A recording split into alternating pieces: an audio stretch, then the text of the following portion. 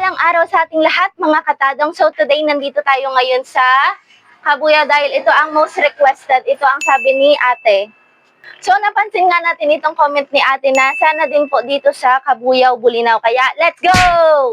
So kakatapos nga lang ng bagyo guys. So madami sa atin ang nabagyo. Kaya ito, konting papamahagi ko lang, konting bigas, konting grocery. Ayan, iwan na lang natin siya dito sa may... So, ilalapag ko na lang itong konting grocery and haluan ko na din siya ng sticker. Ko na lang din siya ng sticker, guys. And, lalapag ko na lang dito. Bahala na kayo kung alam nyo tong lugar na to. Let's go.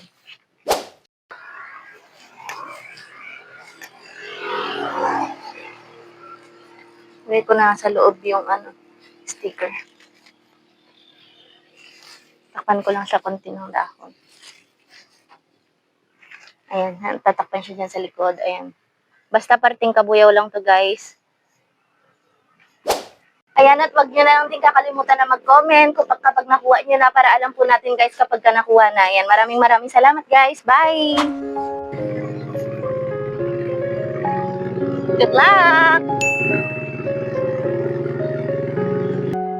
Kaya mga katadong, let's spread love and kindness. Sa simpleng pag-iwan ng bakas, mayroong isang taong masayang makakatuklas. Naasahan ko po na sana wala po sana muna magbabash kung ito lang po muna ang aking may papamahagi sa ngayon. Dahil ako'y nag-uumpisa pa lamang sa platform na ito at sinasabi ko po sa inyo, hindi pa po ako sumasahod dito. Kaya kung sino man po ang may mabuting puso dyan na gustong mag-sponsor, ay talaga nga pong welcome na welcome po kayo. Sapagkat sa pagbibigay, dapat wala tayong inaasahang kapalit. Napakasarap sa feeling talaga na makatulong lalo na sa mas may nangangailangan. Simple lang itong ipinamahagi ko, ngunit makakatawid gutom na rin ito para sa isang pamilya. Kung nakaabot ka nga sa video na ito ay huwag mong kakalimutan na mag-follow, like, and share.